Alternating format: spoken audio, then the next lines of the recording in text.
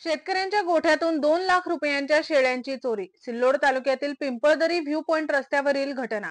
शेतकऱ्यांच्या गोठ्यात बांधलेल्या तब्बल 16 शेळ्या चोरट्यांनी लंपास केल्याची घटना छत्रपती संभाजीनगरच्या सिल्लोड तालुक्यातील बाळापूर येथे रविवार रोजी सकाळच्या सुमारास उघडकीस आली. अजिंठा व्ह्यू पॉइंट पिंपळदरी रस्त्यावर हा प्रकार घडल्यामुळे परिसरातील शेतकऱ्यांनी भीती व्यक्त केली आहे.